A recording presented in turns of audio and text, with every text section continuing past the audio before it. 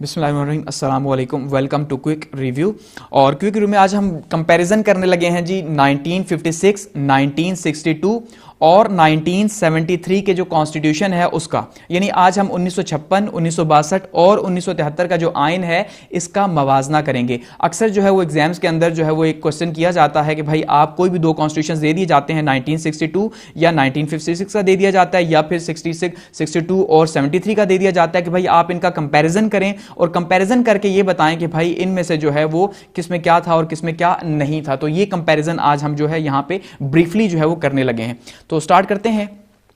अब सबसे पहले अगर हम बात करते हैं जी, तो अब देखिए हम क्या करेंगे, हम हर पॉइंट जो कि मेजर चीजें हैं हम उन मेजर पॉइंट्स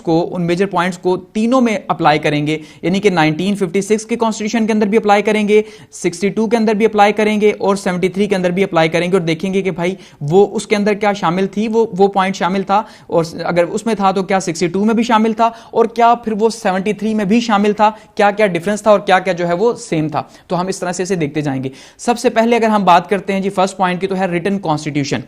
हमारा जो आइन है वो तहरीरी शक्ल के अंदर है, ठीक है, और इस टाइम पे जो कॉन्स्टिट्यूशन है वो है 1973 का, 1973 का आइन इस टाइम पे हमारा चल रहा है। और पाकिस्तान में कॉन्स्टिट्यूशन के क्राइसिस रहे हैं और इसके ऊपर ऑलरेडी मैं जो है वो वीडियो बना चुका हूं, जो कि आप जो है वो डिस्क्रिप्शन से या प्लेलिस्ट से जाके देख सकते हैं कि भाई एवोल्यूशन जो है वो पाकिस्तान में कॉन्स्टिट्यूशन की कैसे रही, वो ऑलरेडी बात कर चुका हूं। तो सबसे पहले रिटन कॉन्स्टिट्यूशन की अगर बात करते हैं तो 1956 का जो आइन था वो रिटन था, 1962 का आइन भी रिटन था और 1973 का आइन भी रिटन था। अब जो लोग नहीं जानते, बहुत से ममालिक ऐसे हैं, छोटे ममालिक जहां पे रिटन कॉन्स्टिट्यूशन नहीं, जैसे हम यूके की बात करते हैं तो हम ये कहते हैं कि वहां पे भाई वहां पे उनका कोई भी रिटन कॉन्स्टिट्यूशन नहीं है, वो सिर्फ डॉक्यूमेंट्स के ऊपर चलते हैं, ठीक है। तो इसलिए जो है रिटन कॉन्स्टिट्यूशन हमेशा अगर कोई तहरीरी है तो कहा जाता है कि भाई ये तहरीरी आइन है। तो 1956 के आइन की अगर हम बात करते हैं तो 234 आर्टिकल्स थे, 13 पार्ट्स थे इसके और 6 शेड्यूल्स थे इसके। अगर 1962 के आइन की बात करते हैं तो 250 आर्टिकल थे, यानी पहले से ज्यादा थे, और पार्ट्स जो है वो 13 से 12 हो गए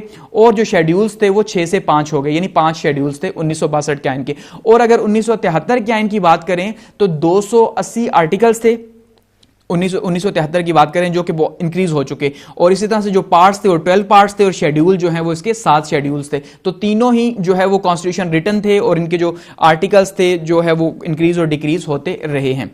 दूसरी अगर हम बात करते हैं जी, हम कहते हैं बेस ऑफ प्रियम्बल, यानी तमहीद की बुनियाद, या जो प्रियम्बल है हमारा इफ्ताहिया जिसे हम कहते हैं, इफ्तिताहिया जो है वो क्या है कॉन्स्टिट्यूशन के अंदर या आइन के अंदर। तो हमारा जो 1956 का आइन है उसके अंदर भी ऑब्जेक्टिव रेजोल्यूशन जो है ये हमारा प्रियम्बल था, 1962 के अंदर भी हमारा जो ऑब्जेक्टिव रेजोल्यूशन थी ये प्रियम्बल था, और 1973 के आइन में भी जो है ऑब्जेक्टिव रेजोल्यूशन जो थी करारदाद मकासद वो प्रियम्बल के तौर पर थी। अब देखिए करारदाद मकासद जो है अगर इसकी हम बात करें ब्रीफली, तो करारदाद मकासद 1949 के अंदर जो है पास की गई थी, जिस टाइम पे हमारा कोई कॉन्स्टिट्यूशन नहीं था, यानी कोई आइन नहीं था, तो हुकूमत को पता ही नहीं था कि जो आइन बनाना है वो एक्चुअली में कैसा आइन होगा, क्या वो आइन जो है वो इस्लामी होगा या वो आइन जो है वो सेकुलर होगा। तो ये दो डिबेट्स थी, इसलिए फिर 1949 के अंदर करारदाद मकासद जो है जिसने ऑब्जेक्टिव्स को तय किया कि भाई हमारा जो कॉन्स्टिट्यूशन है या जो हमारी स्टेट है वो state in principle, in basic principles के ऊपर रन करेगी जो कि इस्लामी थे, ठीक है। तो इसलिए इसको फिर जो है जो 1949 का ये जो डॉक्यूमेंट था ऑब्जेक्टिव रेजोल्यूशन, इस ऑब्जेक्टिव रेजोल्यूशन को प्रेम्बल के तौर पर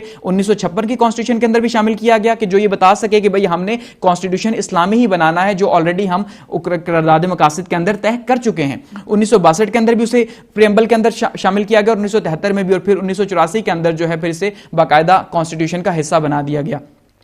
नंबर 3 पे हम बात करते हैं जी नेम ऑफ कंट्री की। तो 1956 में भी इस्लामिक रिपब्लिक ऑफ पाकिस्तान था इसका नाम, ठीक है, पूरा का पूरा नाम, यानी इस्लामी जमहूरिया पाकिस्तान हमारा जो मुल्क का नाम है। इसी तरह से 1962 के अंदर भी इस्लामिक रिपब्लिक ऑफ पाकिस्तान है, गो कि कहा जाता है कि 1962 के आइन में से बाद में जो है वो शामिल किया गया। पहले अयूब खान साहब जो है वो ये नहीं चाहते थे कि इसे इस्लामिक रिपब्लिक ऑफ पाकिस्तान का नाम दिया जाए, क्योंकि वो एक सेकुलर जो है वो कॉन्स्टिट्यूशन बनाना चाह रहे थे, इसलिए वो सिर्फ पाकिस्तान ही जो है इसका नाम, लेकिन बाद में फिर अमेंडमेंट के तहत डाला गया कि भाई वो उन्होंने फिर पूरा प्रॉपर नाम किया इस्लामिक रिपब्लिक ऑफ पाकिस्तान, जिस टाइम पे बहुत ज्यादा तनकीद का सामना करना पड़ा। 1973 में भी मुल्क का जो नाम है वो इस्लामिक रिपब्लिक ऑफ पाकिस्तान रखा गया। अब देखिए आप अगर ये सोचें कि भाई नाम से क्या होता है, तो देखिए जब हमने प्रेम्बल में ये कह दिया, यानी इफ्ताहिया में करारदाद मकासद में हमने ये कह दिया कि भाई हमने जो कॉन्स्टिट्यूशन बनाना है वो इस्लामी होगा, क्योंकि हमारा मुल्क इस्लामी है, तो फिर इसका मतलब जब इस्लामी जमहूरिया पाकिस्तान है तो अल्टीमेटली वहां के जो लॉज हैं वो भी जो है वो इस्लामी ही होंगे।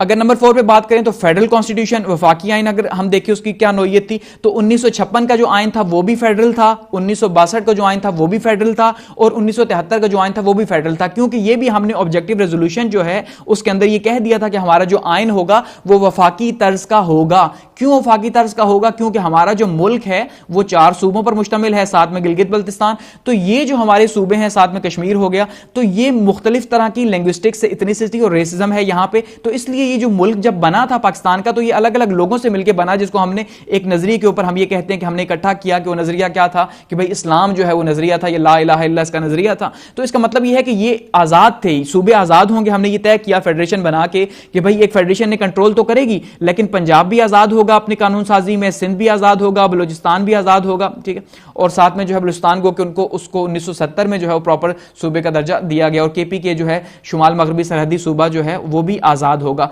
और ये सारे के सारे वफाक के तहत काम करेंगे। तो इसको फेडरल स्टेट कहा जाता है। फॉर्म ऑफ गवर्नमेंट की अगर हम बात करते हैं कि हुकूमत की शक्ल कैसी थी, क्या तय किया गया, तो 1956 के आइन में भी कहा गया कि पार्लियामेंट्री फॉर्म होगी, ठीक है जी, यानी पार्लियामेंट जो है वो सुप्रीम होगी, क्योंकि अगर पार्लियामेंट्री फॉर्म है तो ऑब्वियसली पार्लियामेंट सुप्रीम होगी फेडरल फॉर्म के अंदर। 1962 के आइन में हमने इसको क्या किया जी, प्रेसिडेंशियल फॉर्म कर दिया, यानी कि 1956 में हमने किया पार्लियामेंट्री फॉर्म, लेकिन क्योंकि 1962 का आइन अयूब खान साहब ने बनाया, अयूब खान साहब जो है वो मार्शल लॉ एडमिनिस्ट्रेटर थे, तो मार्शल लॉ थे, तो ऑब्वियसली उन्हें तो जो है वो पार्लियामेंट्री फॉर्म सूट नहीं करती थी। क्योंकि उन्होंने मार्शल लॉ क्यों लगाया था? इसलिए कि वो रन कर सके हुकूमत को या मुल्क को वो चला सके। तो अगर पार्लियामेंट मुल्क को चलाती तो उनको क्या फायदा था मार्शल लॉ लगाने का या लोगों से जो है वो इतना ज्यादा बुरा भला सुनने का? तो इसका मतलब उन्हें जो है फिर वो प्रेसिडेंशियल फॉर्म ही चाहिए थी, जिसके अंदर सारी की सारी ताकत जो है वो सदर के पास हो, ठीक है। तो फिर जो 1962 का आइन था वो प्रेसिडेंशियल फॉर्म थी,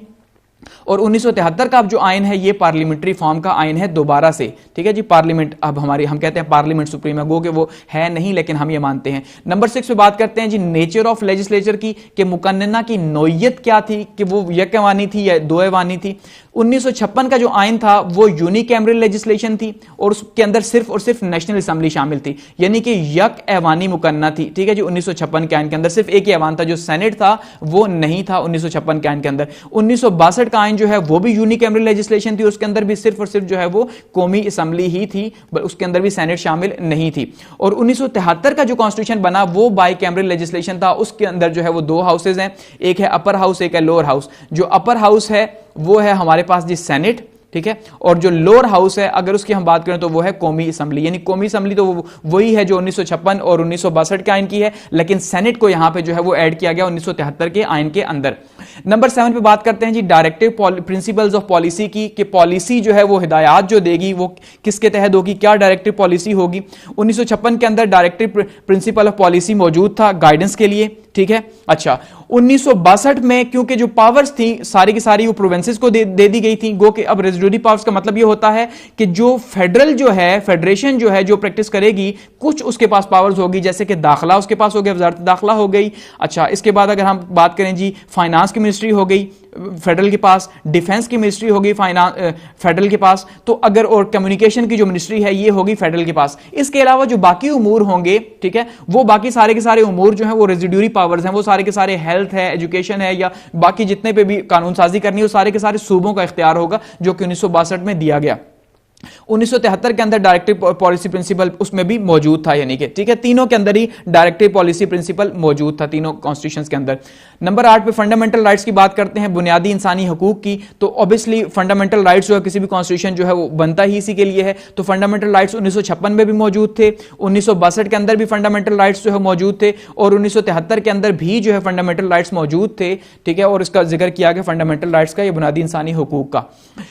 नंबर 9 पे बात करते हैं जी इस्लामिक प्रोविजंस की, कि इस्लामी जो है वो कौन कौन सी प्रोविजंस शामिल की गई तीनों कॉन्स्टिट्यूशंस के अंदर। अब जैसे हमने कहा कि भाई ऑब्जेक्टिव रेजोल्यूशन ये तय कर चुकी थी कि मुल्क का जो आइन है वो आइन सारे का सारा कौन सा होगा, इस्लामी होगा, क्योंकि ये हमने ऑब्जेक्टिव रेजोल्यूशन के अंदर तय किया था। तो अल्टीमेटली 1956 के अंदर भी इस्लामिक प्रोविजंस शामिल थी, ठीक है, जैसे मुल्क का नाम से ही स्टार्ट होता है, और मुल्क का कोई कानून भी इस्लाम और कुरान और सुन्नत की मुखालिफ नहीं होगा, ठीक है, अगर कोई होगा तो उसको चेंज किया जाएगा।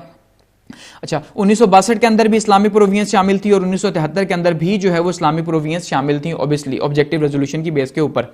नंबर 10 पे अगर बात करते हैं इमरजेंसी प्रोविजंस की कि हंगामी हालात में क्या होगा जी, तो इमरजेंसी 1956 में इमरजेंसी प्रोविजंस मौजूद थी। 1962 के अंदर जो है वो, इसके अंदर भी ये इस्लामिक नहीं बल्कि ये भी इमरजेंसी है, इमरजेंसी प्रोविजंस जो है इसके अंदर भी जो है वो मौजूद हैं।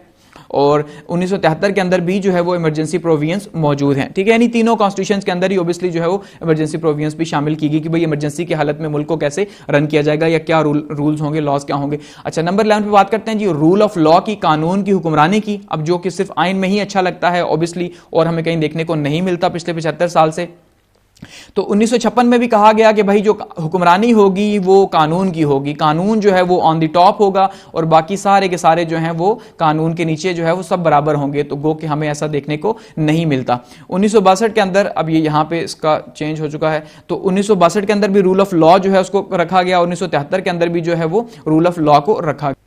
उसके बाद बात करते हैं जुडिशियल रिव्यू की, अदालती नजरसानी की। भाई कोई भी कानून जो है अगर वो बनेगा तो क्या कानून उसमें इख्तियार होगा कि भाई अदालत जो है उसको देख सकती है, क्योंकि बहुत से ममालिक में जो कानून है अगर वो बना दिया जाए तो फिर अदालत को इख्तियार नहीं होता कि वो उसके ऊपर चेक एंड बैलेंस रख सके, क्योंकि वो उनकी जो पार्लियामेंट है या कानून साज जो इदारे हैं वो सुप्रीम होते हैं बहुत से ममालिक के अंदर। तो इसलिए ये बात जो है वो रखी गई कि भाई जुडिशियल रिव्यू होगा अगर कोई कानून ऐसा बनता है तो, ठीक है। तो 1956 के अंदर भी जुडिशियल रिव्यू मौजूद था, 62 के अंदर भी मौजूद था, क्योंकि प्रोटेक्शन ऑफ लॉ के लिए जुडिशियल रिव्यू बहुत जरूरी था। 1973 के अंदर भी जो है वो जुडिशियल रिव्यू मौजूद था, जिसके लिए सुपीरियर कोर्ट्स जो है वो, या सुप्रीम कोर्ट, हमारे पास सुपीरियर कोर्ट जो है सुप्रीम कोर्ट है, तो सुप्रीम कोर्ट जो है उसके ऊपर रिव्यू ले सकता है कोई भी अगर कानून बने। तो जैसे अभी आप देखिए नैब की जो अमेंडमेंट्स हुई हैं उसके ऊपर जो है वो पीटीआई गवर्नमेंट गई है कहां पे जी, वो सुप्रीम कोर्ट के पास गई और सुप्रीम कोर्ट अब उसके ऊपर देख रहा है। अगर सुप्रीम कोर्ट कहेगा कि भाई ये वापस हो जाए तो फिर वो वापस हो जाएंगी। गो कि कानून जो है वो मुकन्ना का बनाना काम है, लेकिन क्योंकि हमने कॉन्स्टिट्यूशन के अंदर ये कह दिया कि जुडिशियल रिव्यू है और वो फैसला दे सकते हैं अपना फाइनल डिसीजन के तौर पे, तो उनका फैसला माना जाएगा।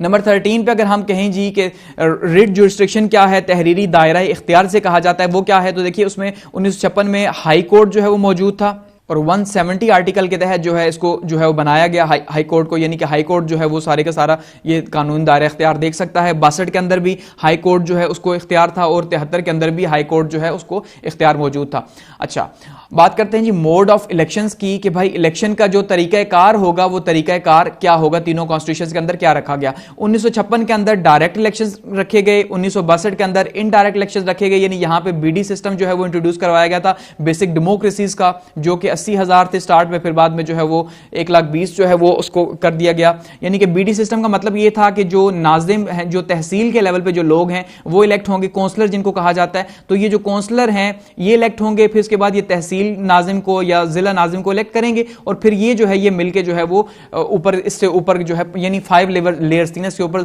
सूबे को इलेक्ट करेंगे, फिर सूबे को जो है पूरे का पूरा मिलके पूरे मुल्क को जो है वो पूरे मुल्क का जो सदर होगा उसको इलेक्ट करेंगे। ये यानी सदर डायरेक्ट वोट के थ्रू इलेक्ट नहीं होगा, तो ये 5 लेयर का बीडी सिस्टम इंट्रोड्यूस करवाया गया था। तो इनडायरेक्ट इलेक्शंस का मोड था 1973 के अंदर, अब तक जो चल रहा है वो डायरेक्ट मोड ही है। और उसके बाद जी नंबर 15 पे सिंगल सिटीजनशिप जो है वो 1956 के अंदर भी सिंगल सिटीजनशिप, 1962 के अंदर भी और 1973 के अंदर भी जो है वो हम एक ही शनाख्ती कार्ड है हमारा, ठीक है जी, आईडी कार्ड से कहते हैं, तो CNIC, तो ये अब भी जो है वो एक ही सिंगल सिटीजनशिप ही है।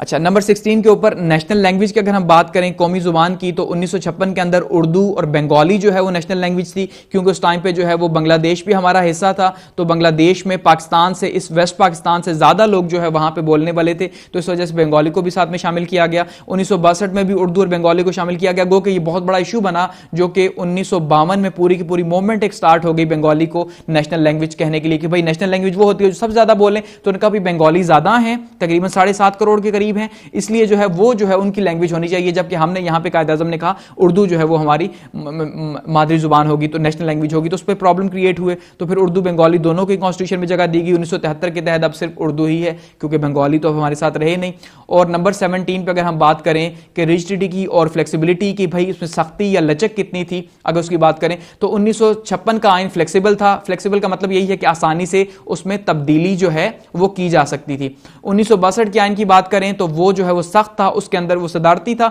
तो उसके अंदर जो तब्दीली थी वो थोड़ा मुश्किल थी, यानी 2/3 आपको मेजॉरिटी चाहिए। और 1973 के अंदर भी जो है वो अब तब्दीली बहुत मुश्किल है, यानी बहुत मुश्किल तो खैर नहीं, अभी जो है वो तकरीबन 27 अब अमेंडमेंट्स हो चुकी हैं। तो उसमें भी जो है वो रिग्ड का मतलब यही है कि भाई 2/3 मेजॉरिटी जो है आपको चाहिए होगी कोई भी अगर आपने कॉन्स्टिट्यूशनल चेंज करनी है तो ये ऑलमोस्ट जो है अगर हम 17 पॉइंट्स हमने देखे हैं, इन 17 पॉइंट्स में हमें मैक्सिमम जो पॉइंट्स हैं उनमें सिमिलैरिटीज ही नजर आई हैं, जो कि 1956 के अंदर, 62 के अंदर और 73 के तीनों कॉन्स्टिट्यूशंस के अंदर ही जो है वो शामिल हैं, और कुछ थोड़ा सा जो है हमें चेंजेस दिखाई दी हैं तीनों कॉन्स्टिट्यूशंस के अंदर। तो ये जो है अगर कंपैरिजन आपसे पूछा जाता है तो आप इसका कंपैरिजन जो है अब वो कर सकते हैं। और एट द एंड जो है आप